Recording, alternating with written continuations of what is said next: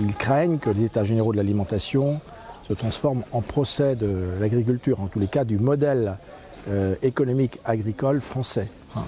Donc là aussi, ils ont des demandes très précises. Ils souhaitent être pleinement associés à ces États généraux et que ces États généraux ne se transforment pas en procès contre un modèle économique qui caractérise quand même l'agriculture française. Et puis enfin, quand on parle d'alimentation, on sait que les consommateurs en France, et ils ont raison d'ailleurs, sont soucieux sur la qualité de leurs produits. Ils disent attention là aussi, donc c'est une forme d'interpellation qui est faite au niveau national, d'institutions de l'État, d'institutions étatiques. Ils disent à contrainte, à marché égal, contrainte égale.